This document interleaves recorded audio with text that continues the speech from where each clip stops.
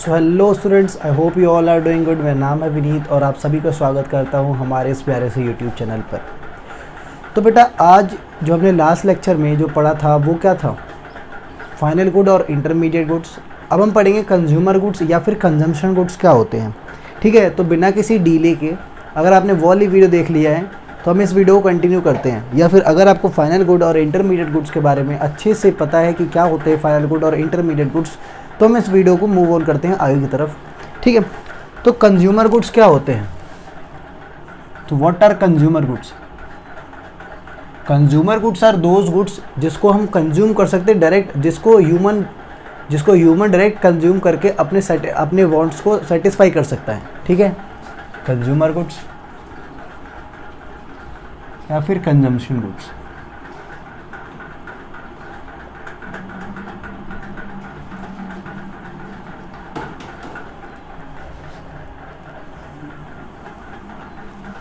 इसका डेफिनेशन लिख दो। Consumption goods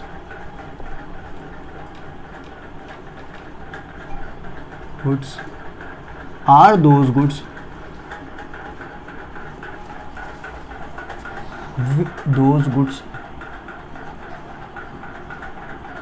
which are consumed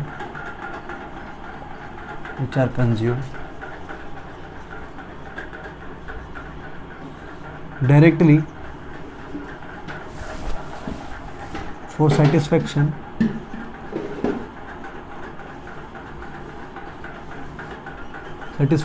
of human wants। Simple as that. Consumer goods वो goods होते हैं जो कंज्यूम किए जाते हैं डायरेक्टली सेटिस्फैक्शन के लिए, डायरेक्टली ह्यूमन द्वारा कंज्यूम किए जाते हैं ताकि अपने वांट्स को सेटिस्फाई कर सकते हैं। ठीक है, तो ये क्या हो गया हमारा डेफिनेशन। ठीक है, इसको नोट डाउन कर लो। अब इसी में बेटा आपके 4 टाइप के कंज्यूमर गुड्स होते हैं। ठीक है, इनको इरेज कर देता हूं मैं। अब जो 4 टाइप के कंज्यूमर गुड्स होते हैं कौन कौन से होते हैं? एक होता है durable goods, semi durable goods और नॉन ड्यूरेबल गुड्स।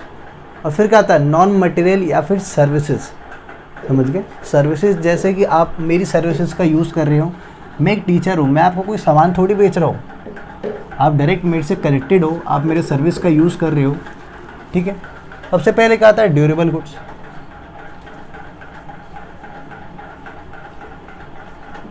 उसके बाद सेमी ड्यूरेबल गुड्स।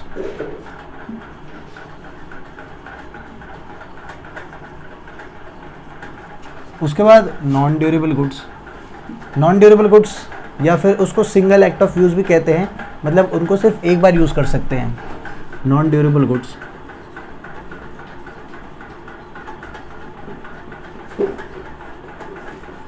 या फिर नॉन मटेरियल गुड्स या फिर सर्विसेज।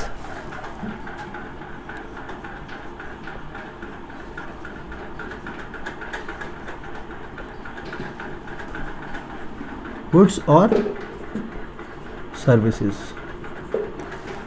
समझ गए? अब देखो, ड्यूरेबल से आपको एक चीज़ याद आ रही होगी। ड्यूरेबल मतलब क्या होता है? जो बहुत ज़्यादा टाइम तक चले। ठीक है,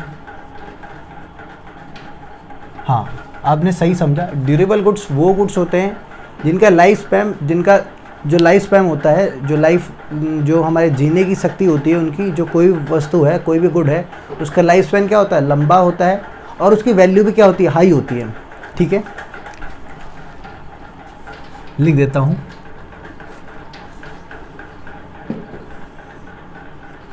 मार्कर चेंज कर लेता हूं एक बार। पहला पॉइंट क्या है? लाइफ स्पैन क्या होगा? हाई। और दूसरा हाई वैल्यू होगा, जो भी हमारा गुड होगा वो हाई वैल्यू होगा। समझ गए? ये 2 पॉइंट है। सेमी ड्यूरेबल गुड में क्या है? इनका लाइफ स्पैन कितना होता है? लाइफ स्पैन 1 और मोर देन 1 ईयर।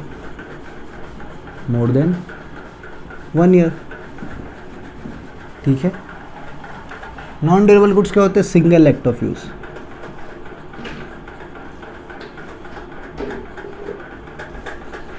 अर्थात इनको एक बार आप इस्तेमाल करोगे उसके बाद ख़त्म हो जाएंगे। जैसे कि दूध हो गया, चीनी हो गई, घर पे हो कोई भी चीज़ यूज़ कर सकते हो, कोई भी चीज़ यूज़ करते हो ख़त्म हो जाती है एक बार में। दूध हो गया, चिप्स के पैकेट लाया, बिस्किट लाया, वो सब एक बार यूज़ किया ख़त्म।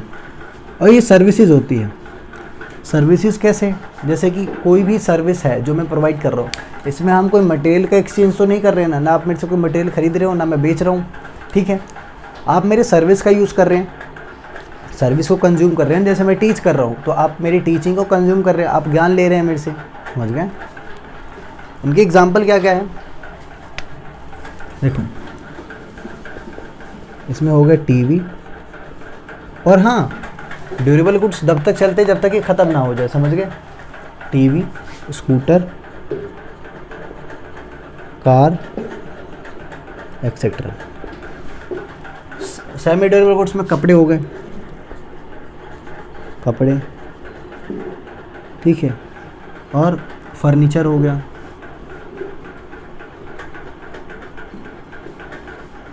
एक्सेट्रा। नॉन ड्यूरेबल गुड्स में क्या होगा? एग्जांपल मिल्क या फिर बिस्किट हो गया या एक्सेट्रा। सर्विसेज में क्या हो गया? एग्जांपल लॉयर हो गया, डॉक्टर हो गया, एक्सेट्रा, ठीक है। तो बेटा इसको नोट करो। देखो ड्यूरेबल गुड्स वो गुड्स होते हैं जिनका लाइफ स्पैन हाई होता है, जिनकी वैल्यू हाई होती है। सेमी ड्यूरेबल गुड्स वो होते हैं जिनका लाइफ स्पैन क्या होता है, एक या एक से ज़्यादा साल होते हैं, 2 से 3 साल, ठीक है। नॉन ड्यूरेबल गुड्स वो होते हैं जिनका जिसका एक्ट ऑफ यूज़ कैसा हो, सिंगल, कि एक बार यूज़ किया फिर ख़त्म हो जाएगा। उसके बाद हमारा नॉन मटेरियल गुड्स या फिर सर्विसेज आते हैं, जिसमें हम सर्विसेज का एक्सचेंज करते हैं। आप मेरे सर्विस का फ़ायदा उठा रहे हैं, जैसे मैं टीचर हूँ तो मैं टीचिंग कर रहा हूँ, कोई डॉक्टर है तो वो अपने मेडिसिन दे रहा है, अपने नॉलेज को बेच रहा है, ठीक है, तो वो सर्विस प्रोवाइड कर रहा है आपको, ठीक है, कोई वस्तु नहीं बेच रहा है वो, समझ गए। इसको नोट डाउन करें।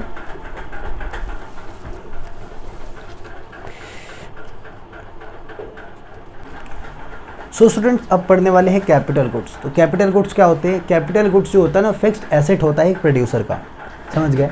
मतलब कि देखो, मतलब कि जो भी प्लांट या फिर जो भी मशीनरी एक प्रोड्यूसर ने खरीदी वो क्या है, वो कैपिटल गुड है जो कि एक फिक्स्ड एसेट की तरह काम करेगा, ठीक है। तो कैपिटल गुड्स क्या होते हैं? Capital goods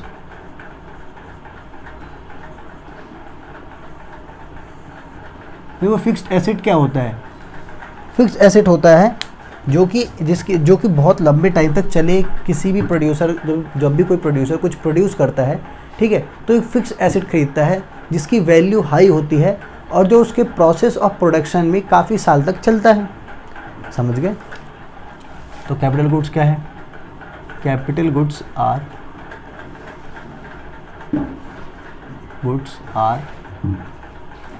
fixed assets of a producer. देखो जैसे एक प्रोड्यूसर ने कोई प्लांट खरीदा या फिर कोई मशीन खरीदा तो वो क्या होगा? एक प्रोड्यूसर गुड, ठीक है। तो जो कैपिटल गुड प्रोड्यूसर गुड बोल रहा हूँ वो होगा कैपिटल गुड, प्रोड्यूसर गुड तो होगा ही होगा, ठीक है। तो कैपिटल गुड्स जो होते हैं वो फिक्स्ड एसेट होते हैं एक प्रोड्यूसर का, ठीक है। तो कैपिटल गुड्स की जो वैल्यू होती है वो ज़्यादा होती है और वो प्रोसेस ऑफ प्रोडक्शन में काफ़ी साल तक काम करते हैं। अब हम जब कैपिटल गुड्स का यूज़ करेंगे, ठीक है, तो उसकी वैल्यू में कुछ कमी आएगी, ठीक है। जब भी हम, जैसे मैंने कोई कैपिटल, अगर मैं प्रोड्यूसर ना भी हूँ तो भी देखा जाए, अगर अपनी नॉर्मल लाइफ में मैं आपको समझाऊँ तो मैंने एक फ़ोन लिया, अब मैंने कुछ सालों तक यूज़ किया तो उसकी प्राइस क्या है? कम हो जाएगा, ठीक है। वैसे ही कैपिटल गुड्स है ना, कैपिटल गुड्स या फिर जो हमारा फिक्स्ड एसेट है उसकी वैल्यू जो है ना कम हो जाती है फ्यूचर में। क्यों? क्योंकि उसको हम यूज़ करते हैं तो कुछ वेयर एंड टीयर होता है, उसके अंदर कुछ खराबी होती है, ठीक है। तो उसी को क्या बोलते हैं? डेप्रीशिएशन, ठीक है, ठीक है। ये हमारा लॉस ऑफ वैल्यू होता है फिक्स्ड एसेट में। तो डेप्रीशिएशन क्या होता है? डेप्रीशिएशन क्या होता है?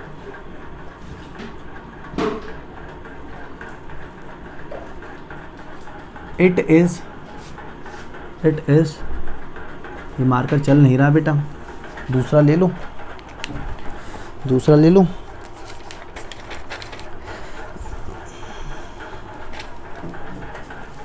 ठीक है, what is depreciation? It refers to loss of value of fixed assets. ठीक है, क्यों होता है, ये वाला मार्कर इधर रख लेता हूँ। क्यों होता है? owing to wear and tear। ठीक है, यही है, owing to their wear and tear। अब ये समझो कि डेप्रिसिएशन क्या होता है। It refer to loss of value of fixed asset, जो हमारा फिक्स्ड वैल्यू है उसकी वैल्यू में गिरावट होना। क्यों? क्योंकि उसमें कुछ खराबी, कुछ टूट फूट हुई है उसकी वजह से। ठीक है, उसको क्या बोलते हैं? डेप्रिसिएशन। समझ गए बेटा? तो हम कैपिटल गुड क्या होता है? कैपिटल गुड वो होते हैं जिसकी वैल्यू ज़्यादा हो। ठीक है, और जिसका लाइफ स्पैन भी क्या हो, वो भी क्या हो, ज़्यादा हो। उसे क्या बोलेंगे? Capital good. और कैपिटल गुड से क्या होते हैं? Fixed assets. ठीक है, कैपिटल गुड्स हमारे फिक्स्ड एसेट होते हैं एक प्रोड्यूसर के। ठीक है, प्लीज़ मेरे एक्शंस को नज़रअंदाज करके जो मैं पढ़ा रहा हूँ वो पढ़िए। ठीक है, बहुत सारे बच्चे का कुछ बच्चे जो होंगे वो मेरी इस हरकत को देख रहे होंगे पर वो ना देखें और ये पढ़ें। It refers to loss of value of fixed assets during to their wear and tear. ठीक है, डेप्रिसिएशन क्या होता है? ये रेफ़र करता है हमारे loss of value of fixed asset को, मतलब हमारे जो फिक्स्ड एसेट की जो वैल्यू है उसमें गिरावट होती है। क्यों? क्योंकि वियर एंड टियर होता है उसके अंदर। वियर एंड टियर मतलब कुछ टूट फूट होता है, कुछ खराबी होती है। ठीक है, अब इसके बाद पढ़ते हैं सारे capital goods, all capital goods are producer goods. ठीक है, ये उतार लिया था, एक उतार लो उसको, चलो एक बार उतार ले। वैल्यू हाई होती है, लाइफ स्पैन भी ज़्यादा होता है। उतार ले इसको बेटा, जल्दी उतारो।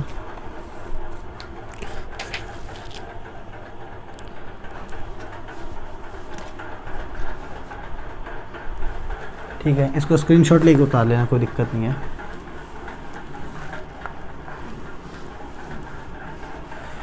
अब हमारे पास एक कंसेप्ट आता है कि जो हमारे सारे कैपिटल गुड्स हैं, वो तो प्रोड्यूसर गुड है, लेकिन जो सारे प्रोड्यूसर गुड्स है वो कैपिटल गुड्स नहीं है। ठीक है, लिख देता हूँ, all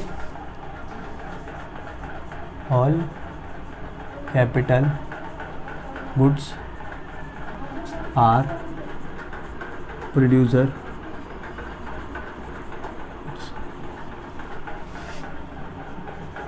but all producer goods are not capital goods. अर्थात कि जो सारे हमारे कैपिटल गुड होते हैं वो तो प्रोड्यूसर गुड होते हैं, मगर जो सारे प्रोड्यूसर गुड होते हैं वो कैपिटल गुड नहीं होते हैं। ठीक है, अब प्रोड्यूसर गुड क्या होते हैं? प्रोड्यूसर गुड वो होते हैं जो हमारे किसी भी चीज़ को प्रोड्यूस करने के दौरान हमारे काम में आते हैं। इंग्लिश में कहूँ तो producer goods are those goods which are use in the process of production. ठीक है, तो वो प्रोड्यूसर गुड में क्या आ गया? रॉ मटेरियल भी हो सकता है। प्रोड्यूसर गुड में क्या आ गया? इसमें क्या होगा? हमारा रॉ मटेरियल भी होगा,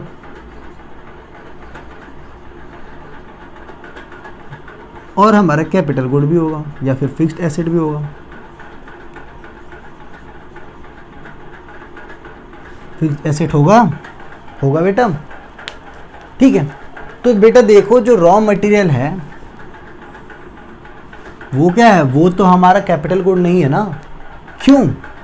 क्योंकि जो कैपिटल गुड है वो बहुत सालों तक चलते हैं। ठीक है, at the place of raw material, जिनको हम एक बार यूज़ करने के बाद फिर से यूज़ नहीं कर सकते हैं, फिर से हमें नया रॉ मटेरियल मंगाना पड़ेगा किसी वस्तु के लिए। जैसे कोई शर्ट मंगा रहा हूँ, अगर एक शर्ट मैंने बना ली तो दूसरा शर्ट मेरे को बनाने के लिए दूसरा रॉ मटेरियल मंगाना पड़ेगा। समझ गए? तो जो रॉ मटेरियल होता है वो प्रोड्यूसर गुड तो होता है, लेकिन वो कैपिटल गुड या फिर फिक्स कैपिटल गुड नहीं होता। समझ गए? यहाँ समझ गए मैंने क्या समझाना चाह रहा हूँ? Very good. इसका स्क्रीनशॉट ले लो एक बार। तो स्टूडेंट अगला हमारे पास जो टॉपिक आता है वो आता है concept and components of consumption expenditure. लिख लो, concept and components of consumption expenditure.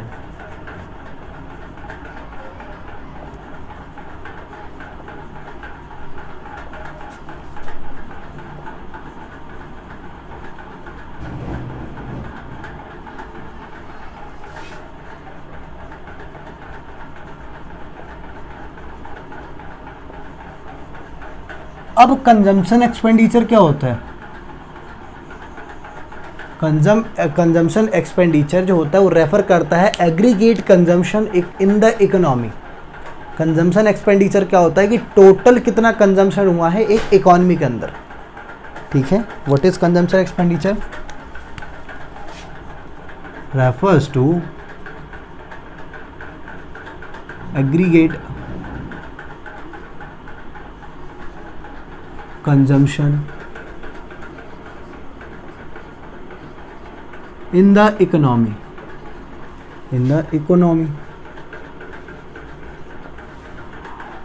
अब देखो कंजम्पशन के बेस पे हमारे पास तीन टाइप के कंज्यूमर होते हैं।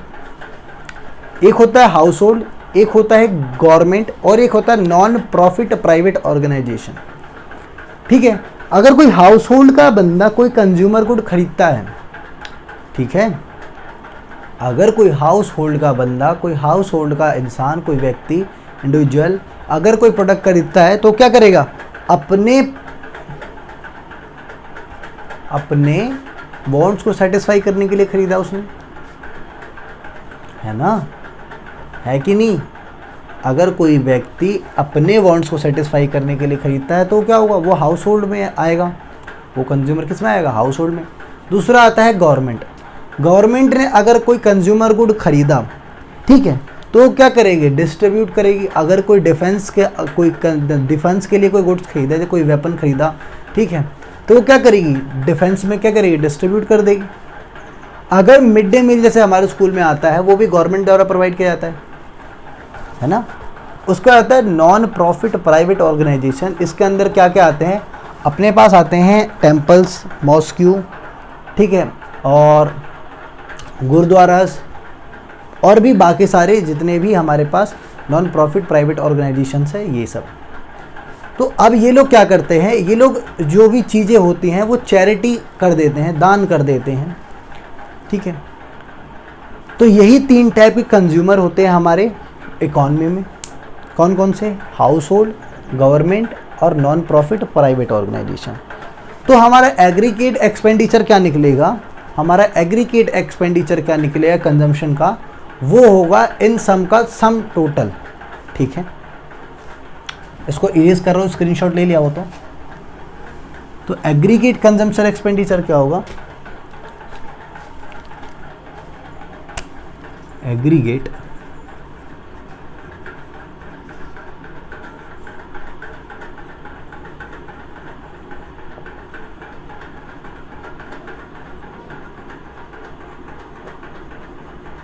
बराबर consumption by household, consumption by household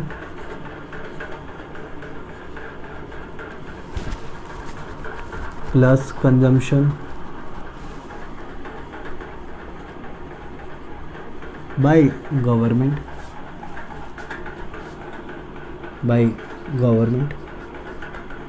plus consumption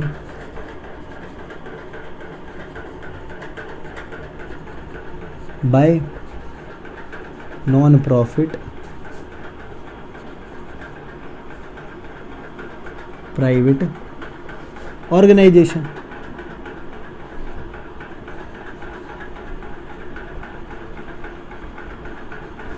यही है, प्राइवेट इंस्टीट्यूशन, सॉरी ऑर्गेनाइजेशन हो या इंस्टीट्यूशन हो, बुक में इंस्टीट्यूशन लिखा है तो इंस्टीट्यूशन लिख देते हैं।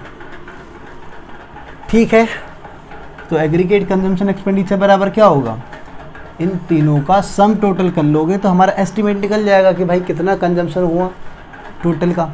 ठीक है, टोटल कंजम्पशन कितना हुआ, क्या है, consumption by household, consumption by government plus consumption by non profit private institution. ठीक है, इन तीनों का सम टोटल कर लोगे तो पता चल रहा है कितना कंजम्पशन हुआ है, एस्टिमेट। ठीक है, एस्टिमेट कितना कंजम्पशन एक्सपेंडिचर हुआ है एक इकोनॉमी के अंदर। ठीक है, अब इसको इरेज कर, तो स्टूडेंट्स अब जो हम टॉपिक पढ़ने वाले हैं वो इस लेक्चर 2 जो हमारा चैप्टर है some basic concept of macroeconomics, उसका आखिरी पार्ट होगा। ठीक है, तो इस वाले पार्ट में हम पढ़ेंगे concept and components of investment. ठीक है, तो इन्वेस्टमेंट क्या होता है, इन्वेस्टमेंट क्या होता है sir, investment it refers to the increase of capital stock।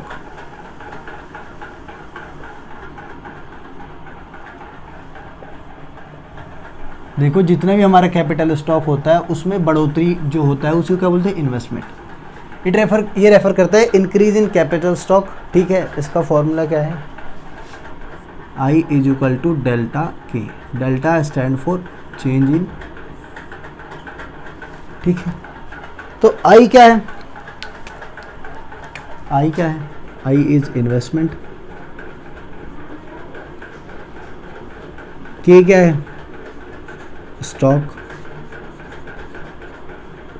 Delta K क्या है, चेंज इन स्टॉक।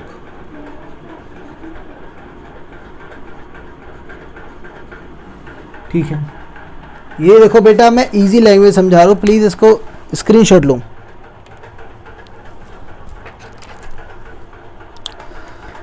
डस्टर कहाँ गया, ये रहा।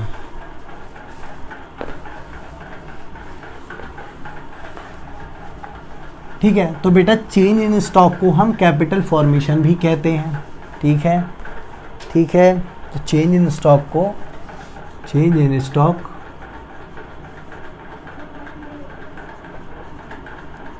is also known as capital formation।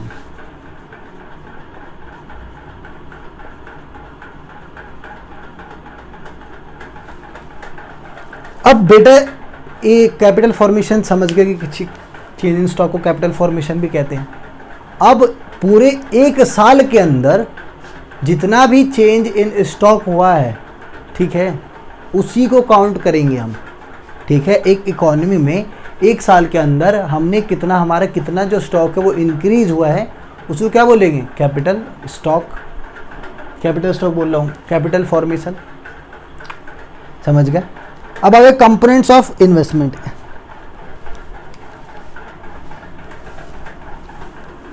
अब आगे क्या, कंपोनेंट्स ऑफ इन्वेस्टमेंट।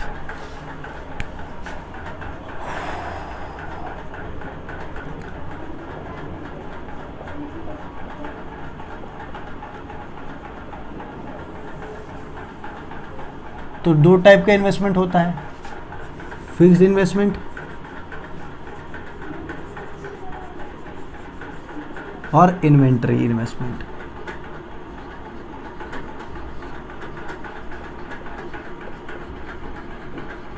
अब इसके बीच में कोई बताएगा फिक्स्ड इन्वेस्टमेंट क्या होता है?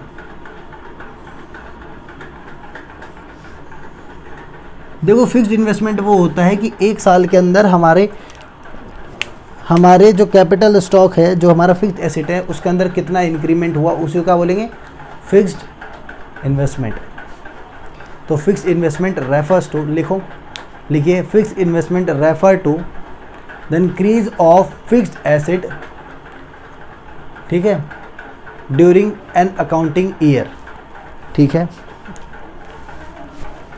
Fixed asset, fixed investment refers to increase in fixed assets of the producer in the accounting year, in the given during an accounting year. ठीक है, तो लिखो fixed asset, fixed investment refers to increase of fixed assets of a producer during an accounting year।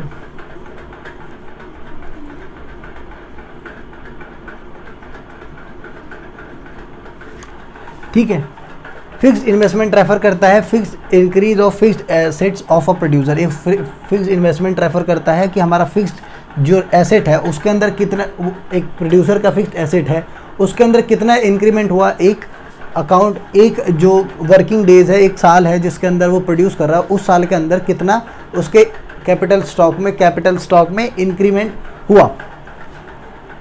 समझ गए?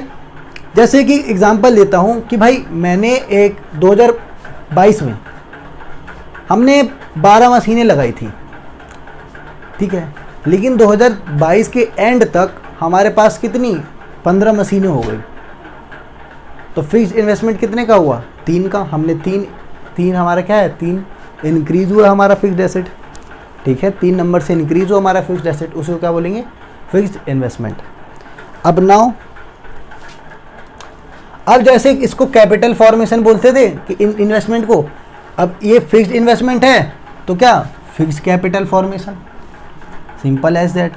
अब इसका क्या है, सिग्निफिकेंस क्या है फिक्स्ड इन्वेस्टमेंट का, कि अब मैं इसको अपनी भाषा में समझाऊंगा, सिंपल लैंग्वेज आप लोग समझने की कोशिश करना, कि अगर मेरी एक कंपनी है, ठीक है, मेरी एक कंपनी है जिसके अंदर मेरे जो फिक्स्ड एसेट है वो इंक्रीज हो गए, तो फिक्स्ड एसेट के इंक्रीज होने से क्या होगा, अब मेरा प्रोडक्शन कैपेसिटी बढ़ जाएगी, प्रोडक्शन कैपेसिटी बढ़ जाएगी। अब प्रोडक्शन कैपेसिटी बढ़ जाएगी तो मैं लेवल ऑफ आउटपुट भी क्या करूँगा, बढ़ा दूंगा।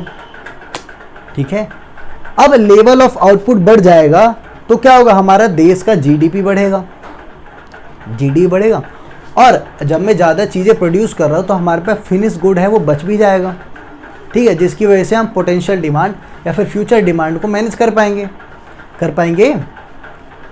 एक बार फिर से सुनो फिर से सुनो आप लोग, कि मेरे पास मैंने क्या किया, मैंने फिक्स इन्वेस्टमेंट किया जिसमें मेरा जो पहले मशीन थी वो 4 थी, अब बढ़ के 8 हो गई, अब 8 मशीनें हैं। ठीक है, तो कितने का इंक्रीमेंट हुआ, 4 का। ठीक है, 4 का इंक्रीमेंट हुआ, तो अब मैं क्या करूँगा, अब मेरा प्रोडक्शन जो है, प्रोडक्शन का लेवल है वो बढ़ जाएगा। ठीक है, अब प्रोडक्शन कैपेसिटी बढ़ जाएगा तो मेरा जो लेवल ऑफ आउटपुट है इकोनॉमी के अंदर, पहले मैं 10 का आउटपुट देता था तो अब मैं 12 का दूंगा, ज़्यादा दूंगा क्योंकि मेरे पास मशीनें ज़्यादा होगी। अब मैं ज़्यादा का जो आउटपुट दे रहा हूँ उसकी वजह से क्या होगा, मेरे जो देश की जीडीपी है, मेरे जो हमारा जीडीपी है वो क्या होगा, इंक्रीज होगा। अब मैं ज़्यादा चीज़ें प्रोड्यूस कर सकता हूँ तो हमारे पास जो फिनिश गुड है उसका स्टॉक भी ज़्यादा होगा। ठीक है, जो हमारा फिनिश गुड अर्थात कि जो हमारा अनसोल्ड गुड है, पहले जो बिक गया, जो बच गया वो क्या हो गया, फिनिश गुड है। फिनिश गुड ही तो बचेगा हमारे पास, समझ गए? तो अगर फिनिश गुड हमारे पास बच गया तो हमारे पास जो पोटेंशियल डिमांड होगी, जो फ्यूचर में डिमांड आएगी, उसको हम पूरा कर पाएंगे। समझ गए? तो उसी को क्या, यही हमारा क्या था, फिक्स्ड इन्वेस्टमेंट। मैंने इसका सिग्निफिकेंस भी बता दिया।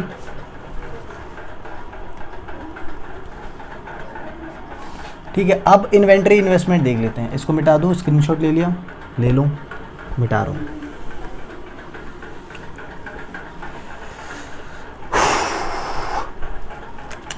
देखो इन्वेंट्री इन्वेस्टमेंट क्या होता है, एक पॉइंट ऑफ टाइम पे एक जो प्रोड्यूसर है वो कितना फिनिश गुड, कितना रॉ मटेरियल और कितना सेमी फिनिश गुड का स्टॉक अपने पास रखता है। ठीक है, उसे बोलते हैं इन्वेंटरी स्टॉक। समझ गए? इन्वेंटरी स्टॉक समझ गए? अब इन्वेंटरी स्टॉक में जो भी चेंज होगा इसी को क्या बोलेंगे, inventory investment. Got it guys? Got it? तो इन्वेंट्री इन्वेस्टमेंट से पहले इन्वेंट्री स्टॉक क्या होता है, समझ रहे हो कि एक पॉइंट ऑफ टाइम पे एक जो प्रोड्यूसर है, ठीक है, वो कितने अमाउंट में रॉ मटेरियल, कितने अमाउंट में semi finished good. Semi finished good वो गुड होते हैं जो अभी प्रोसेस ऑफ प्रोडक्शन में चल रहे हैं, मतलब कि अभी वो फाइनल गुड प्रोड्यूस होकर नहीं आया है, अभी भी वो उसके अंदर वैल्यू ऐड होना बाकी है, अभी भी वो प्रोडक्शन के प्रोसेस से गुजर रहा है। उसके बाद फिनिश्ड गुड कितना है, इसी के स्टॉक को क्या बोलते हैं, इन्वेंटरी स्टॉक। और इसी के स्टॉक के अंदर जो चेंज होगा उसी को क्या बोलेंगे हम, इन्वेंटरी इन्वेस्टमेंट। समझ गए, वेरी गुड। अब इन्वेंटरी इन्वेस्टमेंट पे मैंने 3 चीज़ें बताई, समझ गए। पहले ये समझे, पहले फिर से हम एक बार फिक्स्ड इन्वेस्टमेंट पे आ जाते हैं। तो फिक्स्ड इन्वेस्टमेंट निकालते कैसे हैं,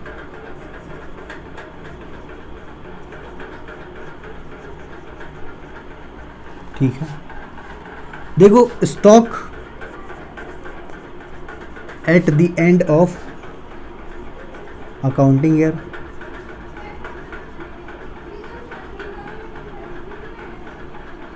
साल के एंड में जितना स्टॉक हमारे पास है, minus stock at the beginning of accounting year.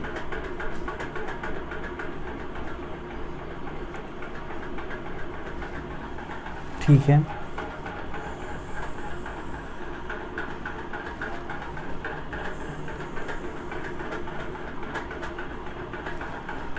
ये हमारा फिक्स्ड इन्वेस्टमेंट निकालने का फॉर्मूला होता है। मतलब कि हमारे एंड ऑफ अकाउंटिंग ईयर पास कितना स्टॉक था और बिगिनिंग ऑफ अकाउंटिंग ईयर में कितना स्टॉक था, वो क्या निकल जाएगा फिर हमारा फिक्स्ड इन्वेस्टमेंट। ठीक है, कितना फिक्स्ड इन्वेस्टमेंट बोल रहा हूँ, increase in the stock of fixed investment, increase in the stock with the producer during an accounting year निकल जाएगा हमारा। ठीक है, अब आगे इन्वेंटरी इन्वेस्टमेंट, इसके में मैंने बताया कि एक पॉइंट ऑफ टाइम पे कितना रॉ मटेरियल, कितना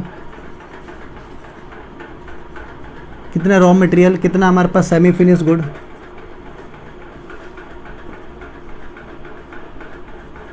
और कितना फिनिश गुड है।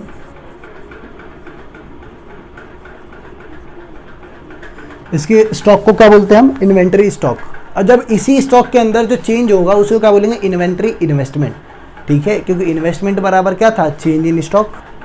समझ गए। अब इसका सिग्निफिकेंस को देख ले कि कितना इंपॉर्टेंट है हमारे लिए, इतनी इसकी महत्वपूर्णता क्या होती है। तो जब इसके सिग्निफिकेंस निकालते हैं तो हम 2 चीज़ों पर ध्यान देते हैं प्राइमरली। वो कौन कौन सी होती है, एक तो होता है रॉ मटेरियल और दूसरा होता है फिनिश गुड। एक होता है रॉ मटेरियल, दूसरा होता है फिनिश गुड। अब रॉ मटेरियल होगा तो क्या होगा, अब हमारे पास रॉ मटेरियल है तो हमारे पास जो प्रोडक्शन है उसमें रुकावट नहीं आएगी। हम प्रोडक्शन धड़ाधड़ करेंगे, जल्दी जल्दी करेंगे प्रोडक्शन। समझ गए। और हमारे पास रॉ मटेरियल है तो क्या होगा, अगर मेरे पास रॉ मटेरियल है तो मैं डेली बाजार में जाकर नया रॉ मटेरियल नहीं लाऊंगा। नया रॉ मटेरियल के लिए मैं बाजार में जाऊंगा, इसके लिए क्या होगा, टाइम कंज्यूम होगा इसके लिए। ठीक है, तो हमारे पास अगर रॉ मटेरियल का स्टॉक है पहले से ही तो हम जो डिमांड है लोगों की वो पूरी कर पाएंगे।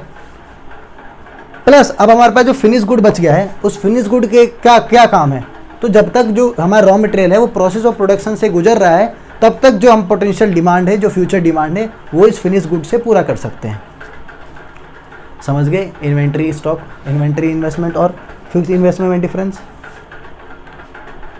समझ गए बेटा। अब हमारे पास 2 टाइप के इन्वेंटरी स्टॉक भी हमारे पास 2 टाइप के होते हैं।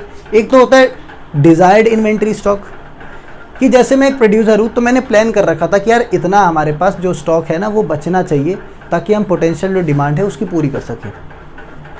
अब एक होता है undesired inventory stock, inventory investment.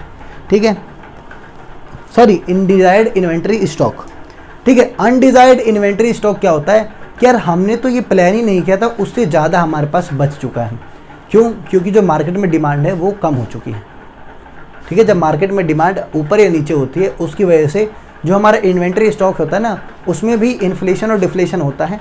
ठीक है, उसमें भी इंक्रीमेंट होता है और इंक्रीमेंट होता है और डिग्रेडेशन होता है, डिग्रेडेशन बोल रहा हूँ, गिरावट होती है और बढ़ावट हो सकती है। समझ गए कि यार पहले हमने इतना प्लान नहीं किया था लेकिन हमारे पास इतना बच गया, तो ये क्या होगा, अनडिज़ायर्ड। और डिज़ायर्ड क्या होता है, जिसमें मैं प्लान किया मैंने कि यार हमारे पास इतना अमाउंट ऑफ हमारे पास जो स्टॉक है वो रहना चाहिए रॉ मटेरियल का और सेमी फिनिश गुड का। ठीक है, इसको क्या बोलते हैं, इन्वेंट्री स्टॉक। अब इसका फॉर्मूला क्या है, ये उतार लिया, स्क्रीनशॉट ले लिया, समझ आ गया आप लोगों को, वेरी गुड, मैं हटा रहा हूँ। अब अपने पास क्या आएगा, inventory investment.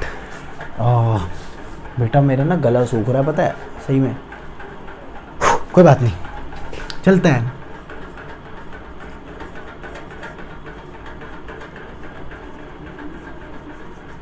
What is inventory investment? ठीक है, inventory stock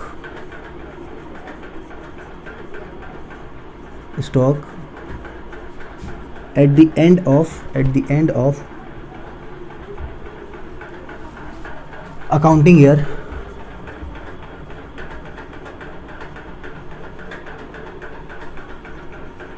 minus inventory stock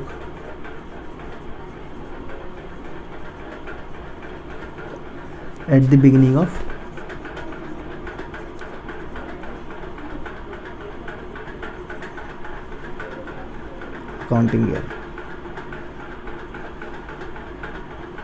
accounting year बराबर में क्या जाएगा, change in inventory stock. Change in inventory stock क्या आएगा, change in inventory stock at the end of accounting year. ठीक है बेटा, तो क्या आएगा, change in inventory stock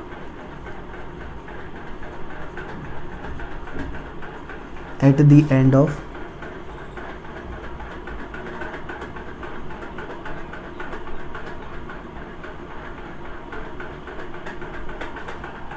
end of accounting year।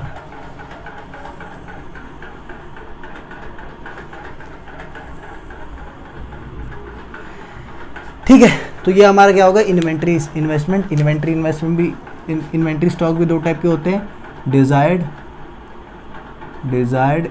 Stock, inventory stock, और अनडिजायर्ड इन्वेंट्री स्टॉक।